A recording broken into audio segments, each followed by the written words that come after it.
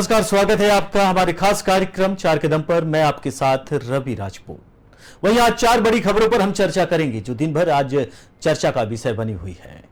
प्रधानमंत्री नरेंद्र मोदी मेट्रो से सफर कर दिल्ली यूनिवर्सिटी पहुंचे। आपको बताएंगे कि आखिर प्रधानमंत्री नरेंद्र मोदी किन रास्तों से गए हैं और दिल्ली यूनिवर्सिटी पहुंचने के बाद उनका कौन सा कार्यक्रम था, वहां जब छात्रों को उन्होंने संबोधित करते हुए क्या कुछ कहा है, वो पूरे डिटेल्स हम आपसे आज साझा करेंगे। वहीं काफिला रोके जाने पर राहुल गांधी का बयान सामने आया है। राहुल गांधी पूरी तरीके से बीजेपी सरकार को आईना दिखाना चाहते हैं। पूरी तरीके से राहुल गांधी ये बताना चाहते हैं कि बीजेपी सरकार में बेहतर कार्य नहीं हुए, चाहे शांति समझौते को लेकर हो, चाहे तमाम चीजें। राहुल गांधी के बारे में आज हम बताएंगे कि आखिर राहुल गांधी का कहां का दौरा है और उस दौरान उनके काफिले का किसने रोका और उसके बाद हंगामा कैसे हुआ, बयान कब आया, पूरी डिटेल्स आपसे हम साझा करेंगे। वहीं सीएम योगी ने आज लाभार्थियों को चाबी सौंप दी है। मुख्यमंत्री योगी आदित्यनाथ आज प्रयागराज पहुंचे। अतीक अहमद से छुड़ाई हुई जमीन पर उन्होंने 4 मंजिला अपार्टमेंट तैयार कराया जिसमें 76 फ्लैट्स हैं। आज उनकी चाबी सौंपी है और पूरी डिटेल्स आपसे हम साझा करेंगे और बताएंगे कि आखिर सीएम योगी ने चाबी कैसे दी और फ्लैट बनने का कारण क्या रहा, वे डिटेल्स आपसे हम जानकारी साझा करेंगे। वहीं हिंदू बच्चों को नमाज पढ़ाने की प्रैक्टिस कराई जा रही थी। कल ईद थी और ईद के मौके पर गुजरात से यह तस्वीर सामने आई जहां पर हिंदू बच्चों को नमाज पढ़ाई जा रही थी, उनको सिखाई जा रही थी कि आखिर इसे पढ़े और उसके बाद इसका प्रेजेंटेशन भी होगा। तो आज इन्हीं 4 बड़ी खबरों पर हम चर्चा करेंगे और इसकी एक एक जानकारी आपको हम बताएंगे।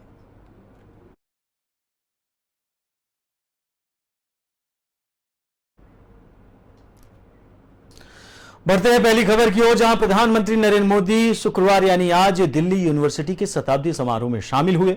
उन्होंने कहा कि एक समय था जब छात्र किसी संस्थान में एडमिशन से पहले प्लेसमेंट को प्राथमिकता देते थे। एडमिशन का मतलब डिग्री और डिग्री का मतलब नौकरी होती थी। शिक्षा यहीं तक सीमित थी। उन्होंने कहा कि आज युवा जिंदगी को इसमें बांधना नहीं चाहता, वह कुछ नया करना चाहता है, अपनी लकीर खुद खींचना चाहता है। 2014 से पहले भारत में सिर्फ कुछ 100 स्टार्टअप थे, आज इनकी संख्या 1 लाख से ज्यादा हो गई है। कुछ दिन पहले अमेरिका की यात्रा पर गए थे। अपने प्रधानमंत्री ने कहा कि आपने देखा होगा कि भारत का सम्मान और गौरव कितना बढ़ गया है, क्योंकि भारत की क्षमता और भारत के युवाओं पर विश्व का भरोसा बढ़ा है। प्रधानमंत्री अचानक मेट्रो से सफर कर डीयू पहुंचे। वे सुबह 11 बजे लोक कल्याण मार्ग मेट्रो स्टेशन गए। यहां उन्होंने टिकट काउंटर से टोकन लिया। उसके बाद वे प्लेटफॉर्म पहुंचे। मेट्रो में यात्रियों के साथ बातचीत भी की। दिल्ली विश्वविद्यालय की स्थापना 1 मई 1922 को हुई थी। इसमें 86 विभाग हैं, 90 कॉलेज और 6 लाख से ज्यादा स्टूडेंट्स हैं। दिल्ली यूनिवर्सिटी का इतिहास खास है।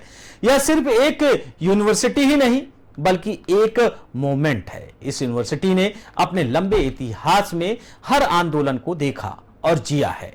आज डीयू में पढ़ने वाले लड़कों की तुलना में लड़कियों की संख्या ज्यादा हो गई है।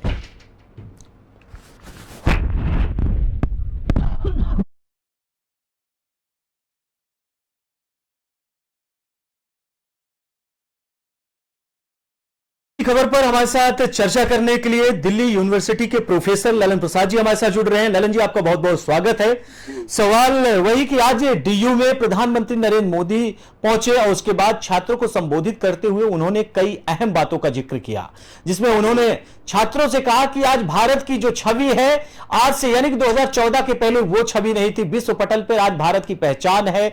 आज भारत में अगर जो छात्र पहले पढ़ाई करते थे तो उन्हें एक उम्मीद होती थी कि हमारा सिलेक्शन किसी कंपनी में होगा या नहीं होगा, कैंपस है या नहीं, लेकिन आज छात्र पूरी तरीके से अपनी लकीर बढ़ा चुके हैं। अब छात्रों को यह उम्मीद है कि भारत ही नहीं बल्कि हम विश्व में डंका बजाएंगे। फिलहाल क्या कुछ कहेंगे आप, ललन जी?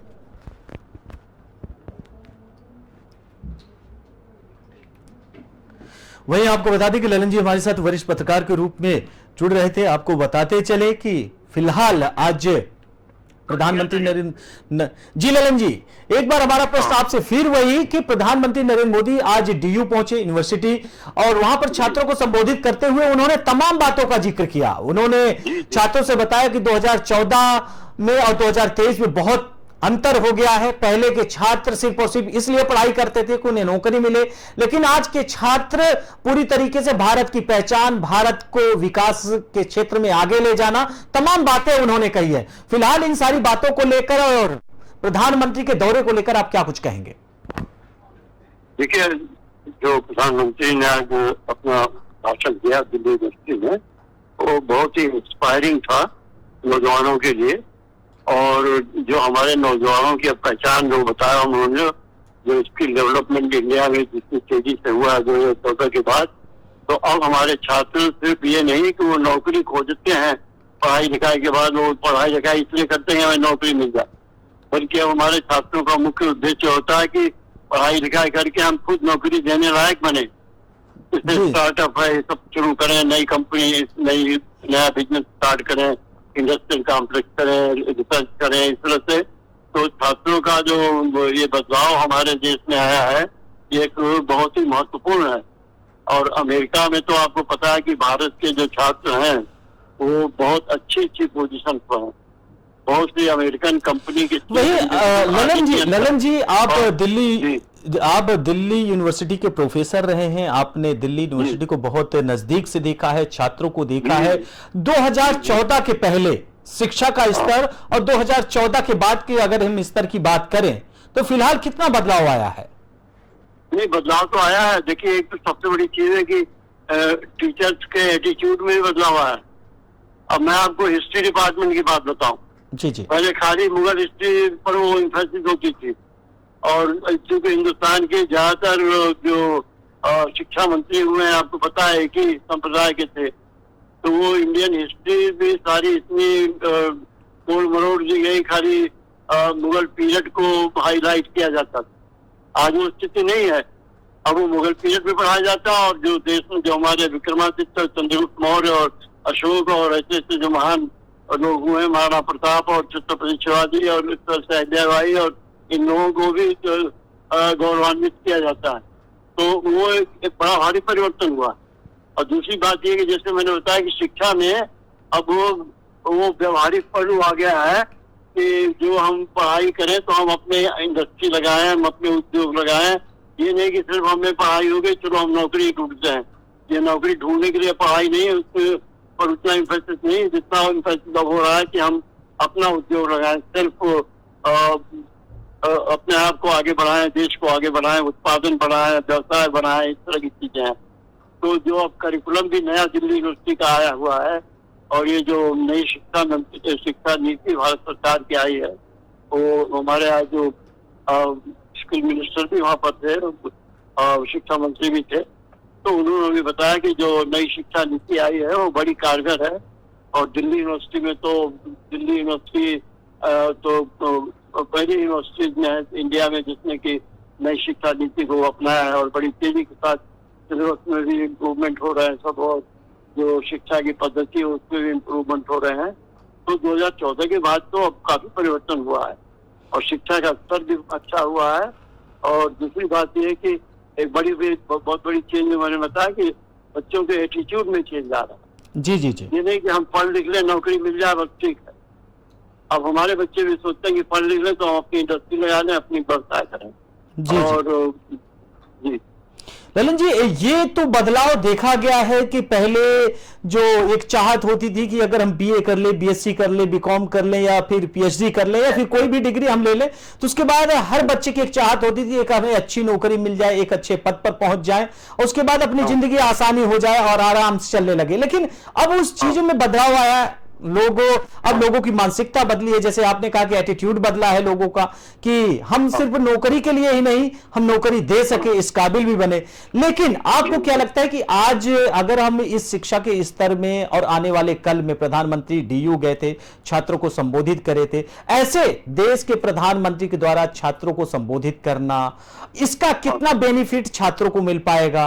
और आने वाले कल में, जैसा कि प्रधानमंत्री ने खुद जिक्र किया कि हम अमेरिका गए थे, वहां जो सम्मान मिला, वहां जो आज भारत का नाम बढ़ रहा है और तमाम बड़ी कंपनियां हैं जो भारत के छात्र हैं, कहीं सीईओ बन के बैठे हैं, तो अलग अलग पद पर अलग अलग क्षेत्र में जाना, तो क्या आने वाले कल में शिक्षा का और भी स्तर बदलाव की ओर बढ़ेगा, आपको लगता है? नहीं, बिल्कुल बढ़ेगा। देखिए, प्राइम मिनिस्टर ने नौजवानों का आह्वान किया इस चीज के लिए कि आप स्वावलंबी बनो, आप जो शिक्षा लेते हो तो आप देश में उत्पादन बढ़ाओ, व्यापार बढ़ाओ और देश का मान बढ़ाओ।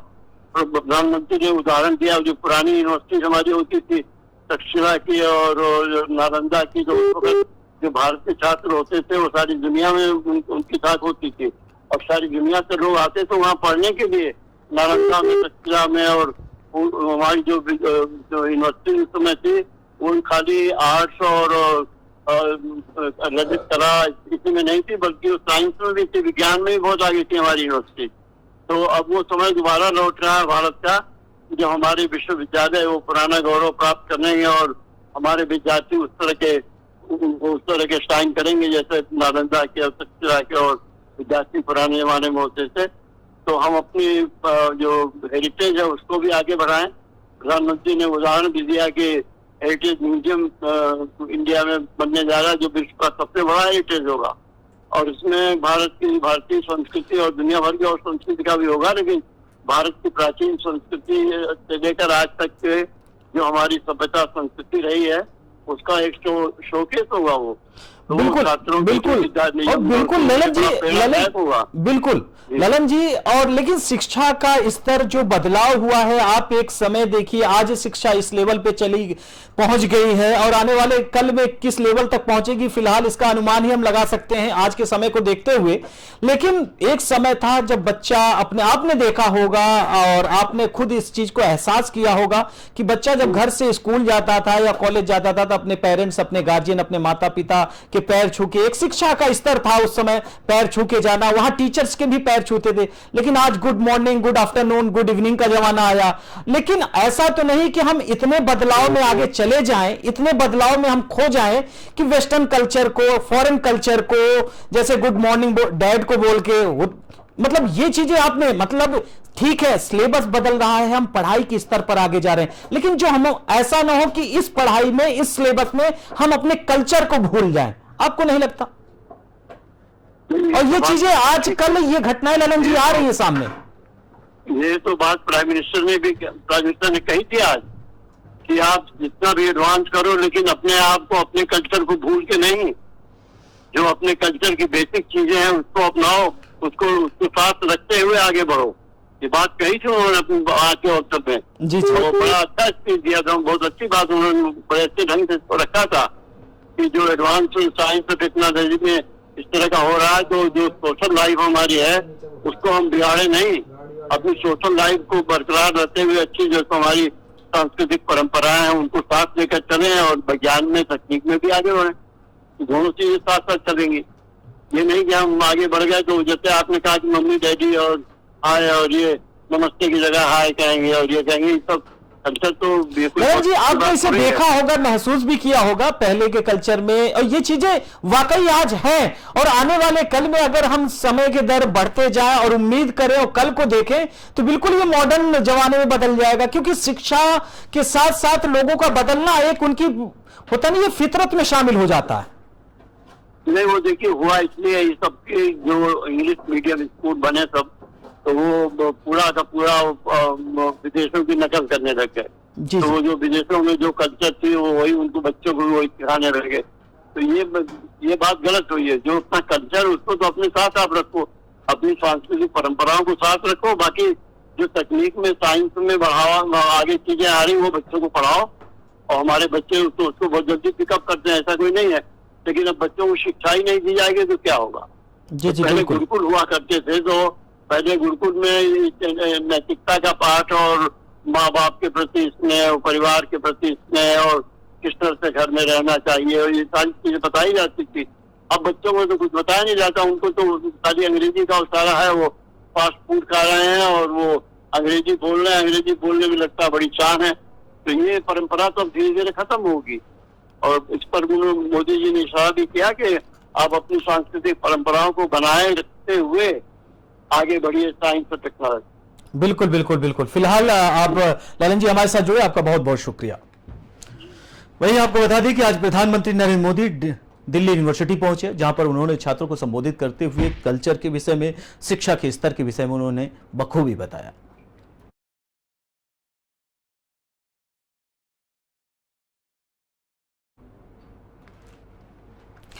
बढ़ते हैं अगली खबर की ओर, जहां कांग्रेस नेता राहुल गांधी मणिपुर दौरे पर हैं, लेकिन उनकी इस यात्रा को लेकर अब सियासत गर्मा गई है। दरअसल गुरुवार यानी कि 29 जून सुबह जब राहुल गांधी चूरा चांदपुर की ओर जा रहे थे तो उनके काफिले को विष्णुपुर में ही रोक लिया गया था।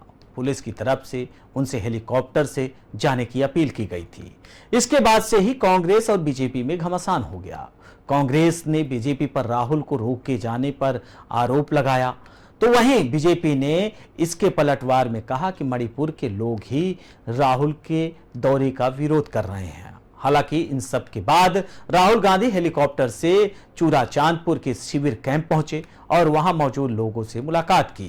चूरा चांदपुर में लोगों से मिलने और बातचीत करने के बाद राहुल गांधी ने ट्वीट कर उनके काफिले को रोके जाने पर प्रतिक्रिया दी। उन्होंने कहा कि मैं मणिपुर के अपने सभी भाई और बहनों के दुख सुनने आया हूं।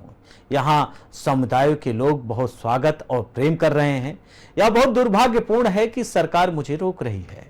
शांति हमारी एकमात्र प्राथमिकता होनी चाहिए। वहीं चूरा चांदपुर के राहत शिविर में राहुल ने लोगों से मुलाकात की और उनसे बातचीत कर उनकी परेशानियों को सुना। उन्होंने कहा कि एक स्कूल में बनाए गए राहत शिविर में बच्चों के साथ दोपहर का खाना भी खाया।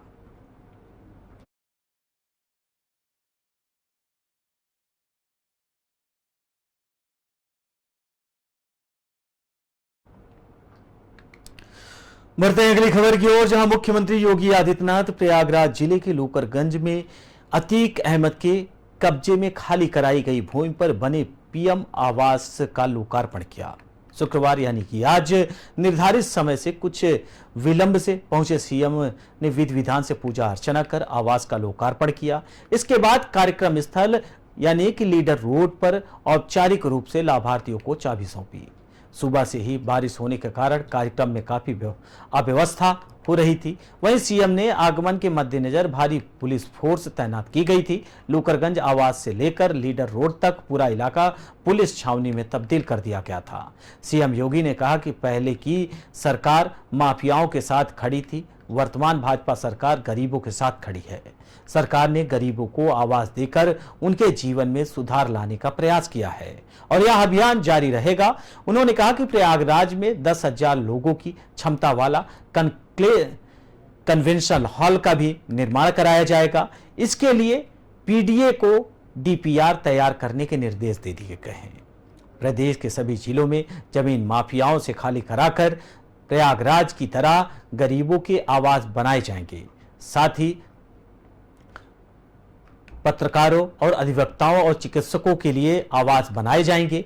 इससे पहले प्रधानमंत्री आवास योजना के अंतर्गत तैयार 76 फ्लैट के लाभार्थियों को फ्लैटों में आवंटन की प्रक्रिया प्रयागराज विकास प्राधिकरण की तहत से पूरी की जा चुकी थी। इसके बाद से लाभार्थियों को फ्लैटों की चाबी मिलने का इंतजार था। पीडीए के साथ जिला प्रशासन के अधिकारी चाबी वितरण का कार्य सीएम योगी आदित्यनाथ के हाथों कराने की तैयारी में थे। शुक्रवार यानी कि आज सीएम योगी के हाथों से आवास की चाबी पाकर लाभार्थियों में के चेहरे खुशी से खिल गए।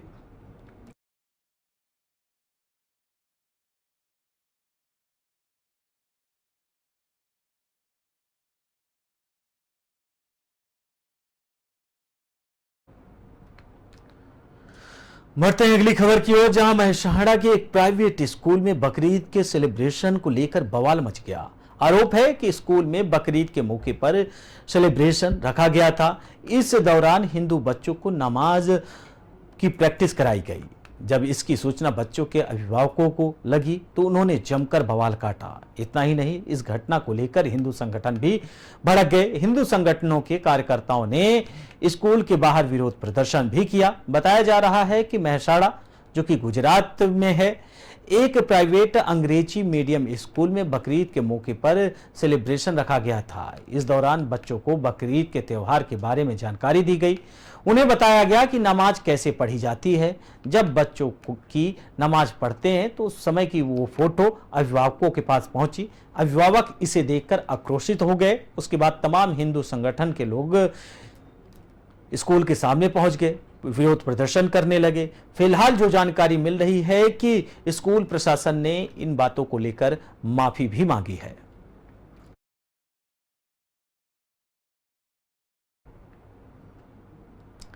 फिलहाल इस बुलेटिन में हमारे साथ इतना ही। बाकी देश दुनिया की तमाम बड़ी खबरों से जुड़ने के लिए देखते रहिए बी न्यूज। नमस्कार।